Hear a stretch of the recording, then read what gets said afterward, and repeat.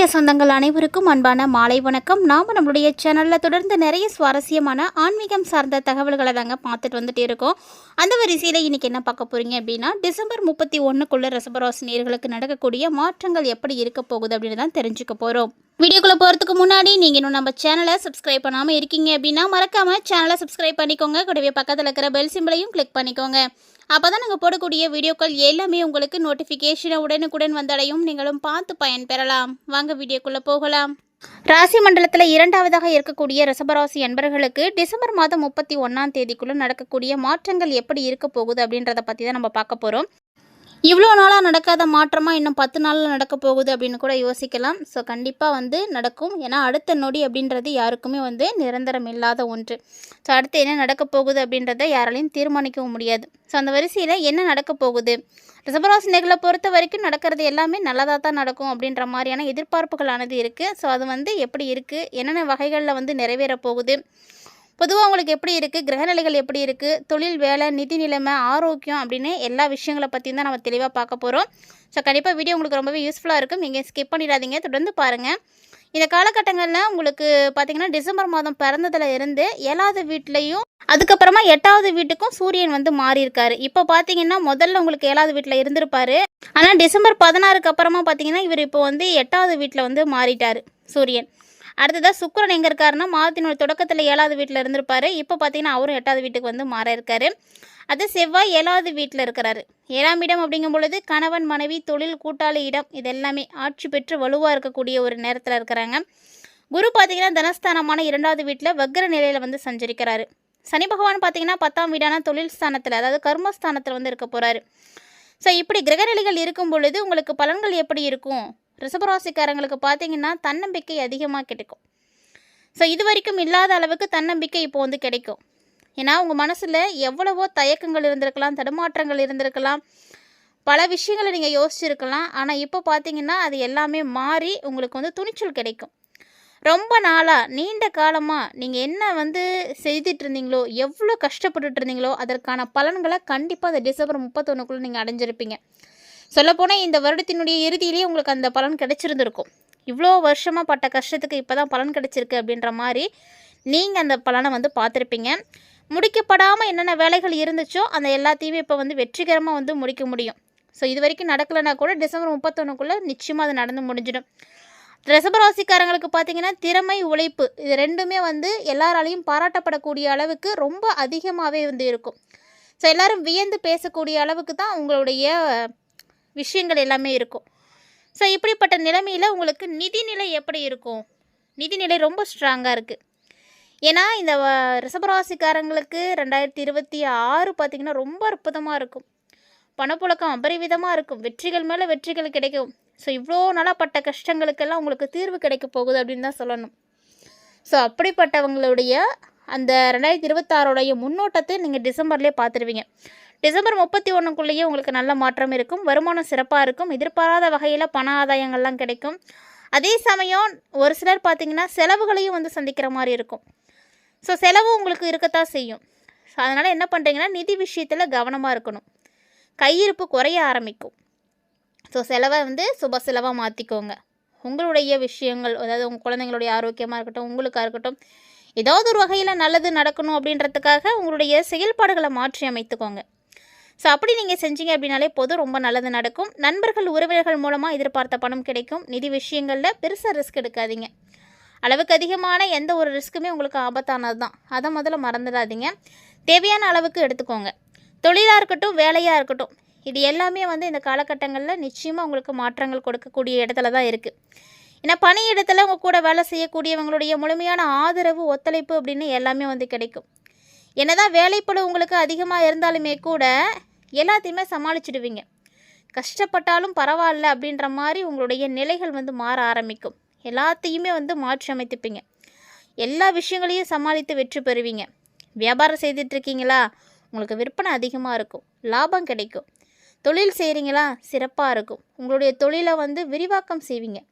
ஏற்கனவே நீங்கள் செய்துட்டு இருந்தீங்க அப்படின்னா விரிவாக்கம் செய்வீங்க. இல்லை அப்படின்னா இப்போ செய்கிறதுக்கான வாய்ப்புகள் இருக்குது. நீங்கள் என்ன விஷயம் செய்கிறீங்களோ அதிலேருந்து கண்டிப்பாக லாபத்தை மட்டும்தான் பார்க்க போகிறீங்க. ஏன்னா ரிஷபராசிக்காரங்களுக்கு கிரக அமைப்புகள் எல்லாமே வந்து அந்த அளவுக்கு சரியாக வந்து அமைஞ்சிருக்கு அப்படின்னு தான் சொல்லணும். ஸோ தொழில் நிமித்தமாக ஒரு சிலர்லாம் பார்த்தீங்கன்னா குடும்பத்தை விட்டு வெளியில் போய் தங்கி கஷ்டப்படுற மாதிரிலாம் இருக்கும். ஸோ அப்படி நீங்கள் கஷ்டப்பட்டாலுமே அதற்கான பலன் கிடைக்கும். அதனால் கவலைப்படாதீங்க. ஸோ வாய்ப்புகள் வந்து உங்களுக்கு வெளியூரோ வெளிநாடோ எது வேணால் கிடைக்கும். வெளிநாடு போகணும் அப்படின்னு நினச்சிட்டு இருக்கக்கூடிய ரிஷபராசிக்காரங்கள்லாம் கவலையப்படாதீங்க. இந்த டைமில் நீங்கள் வெளிநாடு போகலாம். ஏன்னா அதுக்கான பாக்கியம் இருக்குது. 2026 வந்து உங்களுக்கு அதுக்கான அழைப்புகள் வரும். ஸோ உங்களுடைய தொழில்னால் நீங்கள் பிரபலம் அடைவீங்க. அந்த மாதிரியான விஷயங்கள்லாம் நடக்கும். இதே போல் கல்வி தொடர்பான விஷயங்கள்லையும் என்ன உங்களுக்கு தேவைப்படுதுன்னா கடினமான உழைப்பு தேவைப்படும். ரிஷபராசிக்காரங்க கல்வித்துறையில் இருக்கக்கூடியவங்களாம் கொஞ்சம் கஷ்டப்பட்டீங்க அப்படின்னா போதும். ஏன்னா அதிகமான வெற்றிகள் கிடைக்க போகுது. அதிகமான வெற்றிகள் கிடைக்கும் பொழுது கொஞ்சம் கஷ்டப்படுறதுல தப்பில்லையே. ஸோ கடின உழைப்பு தேவைப்படலாம். தேவைப்பட்டால் பயன்படுத்திக்கோங்க. அதிக முயற்சி எடுத்திங்கன்னா நிச்சயமாக வெற்றி இருக்குது. உயர்கல்வி பயிலணும், போட்டித் தேர்வுகளுக்கு தயாராகணும் அப்படின்னு நினைக்கக்கூடிய மாணவர்கள் எல்லாருமே கொஞ்சம் கவனத்தோடு படிங்க. ஏன்னா நீங்கள் எந்த அளவுக்கு கவனமாக படிக்கிறீங்களோ அந்த அளவுக்கு தான் உங்களுக்கு வெற்றிகள் கிடைக்கும். ஸோ கல்வி அப்படின்னு வரும்பொழுது கவனம் கண்டிப்பாக இருக்கணும். அப்போ தான் உங்களுக்கு வந்து நீங்கள் படிக்கக்கூடியது மனசில் பதியும். தேர்வில் போய் நீங்கள் எழுத முடியும். அட்லீஸ்ட் நீங்கள் தேர்வு எழுதலை அப்படின்னா கூட இன்டர்வியூஸ் அட்டென்ட் பண்ணுறீங்க அப்படின்னா கூட உங்களுக்கு அதெல்லாம் ரொம்ப ஹெல்ப்ஃபுல்லாக இருக்கும். ஸோ இந்த மாதிரியான காலகட்டங்களில் கொஞ்சம் கவனத்தை எடுத்துக்கோங்க. ஆரோக்கியம் எல்லாமே நல்லா இருந்தாலுமே ஏதாவது ஒரு வகையில் பிரச்சனை அப்படின்றது நமக்கு இருக்கத்தானே செய்யும். ஸோ ஆரோக்கியம் கவனிக்கப்பட வேண்டிய இடத்துல இருக்குங்க. ஏன்னா சனி பகவான் உங்களுக்கு எல்லா விஷயங்களையும் வாரி வாரி வழங்கினாலுமே கூட ஆரோக்கியத்தில் வந்து பிடிச்சி வச்சுருக்காரு. ஸோ ஆரோக்கியம் எப்படி இருக்கும்? அதிகமாக கவனம் கொடுக்கணும். சரியான நேரத்துக்கு கண்டிப்பாக ரிஷபராசிக்காரங்களால் சாப்பிட முடியாது. அதே போல் நீங்கள் சாப்பிடணும்னு நினச்சாலுமே கூட நல்ல உணவாக வந்து உங்களுக்கு கிடைக்காது. சரியான நேரத்துக்கு ஓய்வு எடுக்கணும்னு நினைப்பீங்க, ஆனால் எடுக்க முடியாது. தூக்கம் வர நேரத்துக்கு தூங்க முடியாது. தூக்கமே வராத நேரத்துக்கு நமக்கு தூங்குற மாதிரியான சூழ்நிலைகள் வரும். ஸோ அந்த மாதிரியான விஷயங்கள்லாம் நடக்கும். ஆனால் ரிஷபராசிக்காரங்க நீங்கள் எந்த அளவுக்கு கடினமாக உழைக்கிறீங்களோ, எந்த அளவுக்கு பணம் சம்பாதிக்கணும் அப்படின்றதுக்காக முயற்சிகள் எடுக்கிறீங்களோ அந்த அளவுக்கு ஆரோக்கியத்துலேயும் கவனம் எடுத்துக்கோங்க. கரெக்டாக டைமுக்கு சாப்பிட்ருங்க. சரியான தூக்கம் எடுத்துக்கோங்க. நீங்கள் எந்த அளவுக்கு வேலை செய்கிறீங்களோ அந்த அளவுக்கு உங்களுக்கு ஓய்வும் அவசியமானது. ஸோ அந்த ஓய்வை நீங்கள் எப்போதும் வந்து என்ன பண்ணக்கூடாதுன்னா தவிர்க்கக்கூடாது. கண்டிப்பாக தூங்கணும். ஏன்னா அப்போ தான் உங்களுடைய ஆரோக்கியம் நல்லாயிருக்கும். இதே குழந்தைகளுடைய ஆரோக்கியம் எப்படி இருக்கும்? ரிஷபராசிக்காரங்களுடைய குழந்தைகளுடைய ஆரோக்கியத்தில் கவனமாக இருக்கணும். ஏன்னா அவங்களுக்கு ஆரோக்கிய பிரச்சனைகள் வந்துகிட்டே இருக்கும். ஒன்று மாற்றி ஒன்று. ஒரு குழந்தை 2 குழந்தை இருக்காங்க அப்படின்னா ஒரு குழந்தைக்கு ஏற்பட்டு முடிஞ்ச உடனே திருப்பி பார்த்திங்கன்னா உடனே இன்னொரு குழந்தைக்கு வந்து ஆரோக்கிய பிரச்சனை இருக்கும். ஸோ இந்த மாதிரியான விஷயங்கள் மன அழுத்தத்தை வந்து கொடுக்கும். என்ன சலிச்சு போயிடுவீங்க ஹாஸ்பிட்டலுக்கு செலவு பண்ணி. ஸோ அதனால் என்ன பண்ணுறீங்க அப்படின்னா அந்த டைமில் ஒரு சிலருக்கு விரக்தியானது ஏற்படும். சொல்லப்போனால் உச்சக்கட்ட கோபம் கூட வரலாம். அதனால் என்ன பண்ணுறீங்கன்னா கோபத்தை கட்டுப்படுத்திக்கோங்க. ஏன்னா ஆரோக்கியம் அப்படிங்கிறது எப்போ யாருக்கு நல்லா இருக்கும், எப்போ யாருக்கு சரியில்லாமல் போகும் அப்படின்றத சொல்ல முடியாது. ஸோ இந்த ஒரு தருணத்தில் கோபப்படாமல் இருங்க. என்ன விஷயம் அப்படின்றத புரிஞ்சுக்கிட்டு அதுக்கான விஷயங்களை செய்யுங்க. அதே மாதிரி குழந்தைங்க மட்டும் கிடையாதுங்க, உங்களுடைய வாழ்க்கை துணையுடைய உடல் ஆரோக்கியமும் பிரச்சனையாக தான் இருக்கும். ரிஷபராசிக்காரங்களை பொறுத்த வரைக்கும் பணம் பல வழிகளில் இருந்து உங்களுக்கு கொட்டினாலுமே கூட எல்லா பணத்துலேயும் சொல்லப்போனால் பாதி பணத்தில் போய் நீங்கள் மருத்துவத்தில் தான் வந்து கொட்டுவீங்க.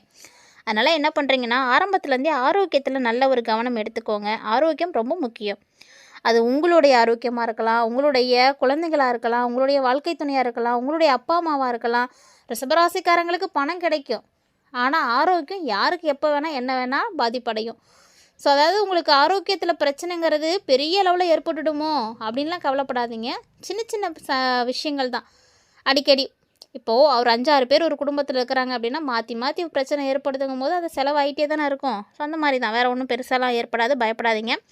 குடும்ப உறவுகள் பொறுத்த வரைக்கும் உங்களுடைய குடும்பம் மகிழ்ச்சியாக தான் இருக்கும். என்னென்ன பிரச்சனைகள் வந்து உங்களுக்கு இழுபறியாக நீண்டுகிட்டு இருந்துச்சோ அதெல்லாம் இப்போ வந்து தீர்ந்துடும். ஸோ வாழ்க்கை துணை வழி உறவுகள்கிட்ட இருந்த எதிர்பார்த்த காரியங்கள் நல்லபடியாக முடியும். ஒரு சில சமயங்களில் வாழ்க்கை துணையோட கூட கருத்து வேறுபாடுகள் ஏற்படலாம். ஸோ சண்டை சச்சரவுகள்லாம் பெருசாகாமல் விட்டு கொடுத்து போயிடுங்க. அது உங்களுக்கு ரொம்ப நல்லது. மேலும் இந்த காலகட்டங்களில் திருமணம் ஆகாமல் இருக்கக்கூடிய ரிஷபராசிக்காரங்களாக இருக்கீங்க அப்படின்னா திருமணம் போன்ற சுபகாரியங்கள் எல்லாமே வந்து நடத்தலாம். அதெல்லாம் வந்து வரன்கள் கிடைக்கும்.